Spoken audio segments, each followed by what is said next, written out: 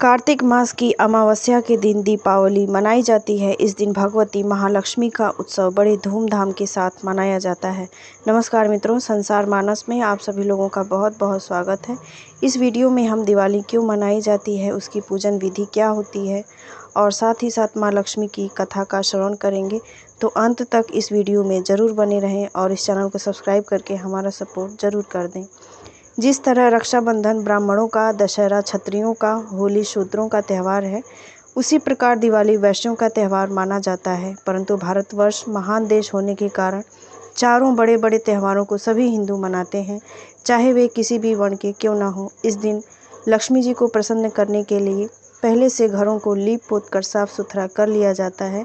घरों को अच्छी तरह से सजाकर घी के दीपों की रोशनी की जाती है। जिसकी जितनी श्रद्धा हो वो माता लक्ष्मी की उसी प्रकार से पूजा करता है।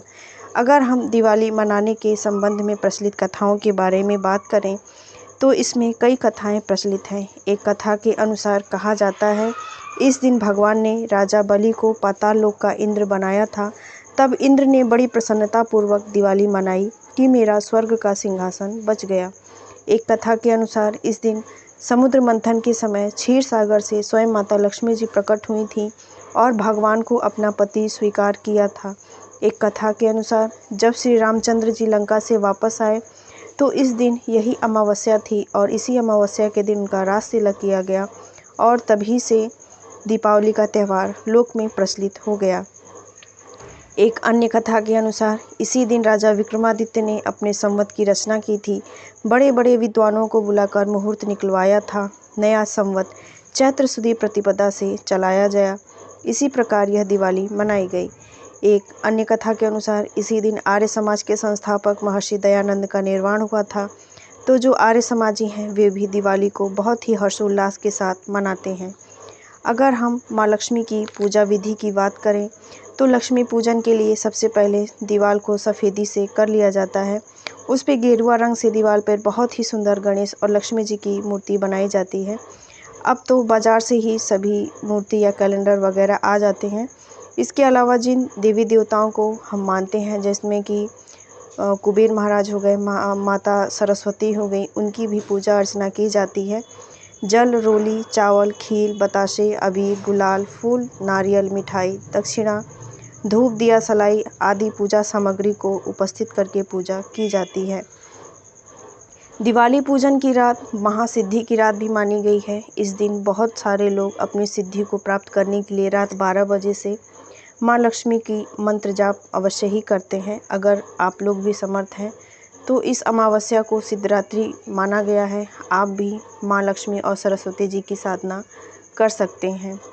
जहाँ दीवार पर गणेश लक्ष्मी बनाए जाते हैं या फिर उनकी मूर्ति रखी जाती है, वहाँ पे चौमुख दीपक जलाने का विधान है। हमें एक चौमुख दीपक अवश्य जलाना चाहिए और छोटे छोटे दीपक में घी की बत्ती डालकर रख देनी चाहिए।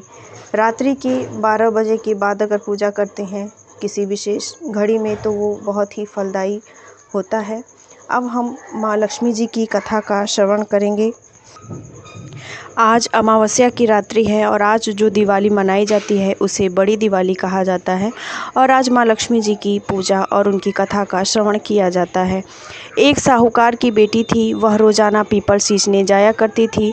पीपल में से लक्ष्मी जी निकलती और चली जाती थी। एक दिन लक्ष्मी जी ने साहूकार की बेटी से कहा कि मेरी सहेली बन जा। तब साहूकार की बेटी ने कहा कि मैं अपने पिता से पूछ कर आऊँ, तब कल सहेली बन जाऊँगी। घर जाकर उसने अपने पिताजी से सारी बात कह सुनाई। तब पिताजी ने कहा कि वह तो लक्ष्मी है और हमें क्या चाहिए, तू सहेली बन जा।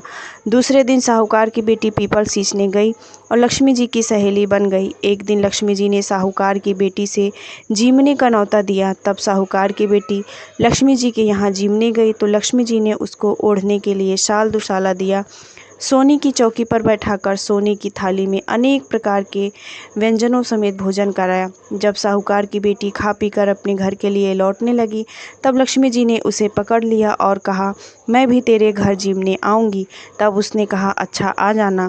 घर आकर वह रूठ कर बैठ गई। साहूकार ने पूछा कि लक्ष्मी जी क्यों तो भोजन करने आएंगी और तो उदास होकर बैठी है। तब साहूकार की बेटी ने कहा, पिताजी, लक्ष्मी जी ने तो मुझे इतना दिया कि बहुत सुंदर भोजन कराया, मैं उन्हें किस प्रकार खिलाऊंगी? हमारे घर में तो कुछ भी नहीं है। तब साहूकार ने कह दिया कि जो अपने से बनेगा वही खातिर कर देंगे, परंतु तू गोबर मिट्टी से चौका देकर सफाई कर ले, चौमुखा दीपक बना ले और लक्ष्मी जी का नाम लेकर बैठ जा। उसी समय एक चील किसी रानी का 9 लखा हार उठा लाई और साहूकार की बेटी के पास डाल गई। साहूकार की बेटी ने उस हार से सोने की चौकी, सोने का थाल, शाल दुशाला और अनेक प्रकार के भोजन की तैयारी करी। फिर आगे आगे गणेश जी और लक्ष्मी जी साहूकार की बेटी के यहाँ आ गए। साहूकार की बेटी ने लक्ष्मी जी से सोने की चौकी पर बैठने को कहा। लक्ष्मी जी ने बैठने को बहुत मना किया और कहा कि इस पर तो राजा रानी बैठते हैं। तब साहूकार की बेटी ने लक्ष्मी जी की बहुत खातिर की। इससे लक्ष्मी जी बहुत प्रसन्न हुई और साहूकार के बहुत धन दौलत हो गई। हे लक्ष्मी माता, जैसे तुमने साहूकार की बेटी को चौकी पर बैठी और धन दिया, वैसे सबको देना। माँ लक्ष्मी की कथा का श्रवण करने से सभी लोगों की जो मनोकामनाएं हैं वो दिवाली के दिन अवश्य पूरी होती हैं। माँ लक्ष्मी का धन वैभव सभी लोगों पर बरसता रहे। इस चैनल को सब्सक्राइब करके हमारा सपोर्ट ज़रूर करें और बने रहें इस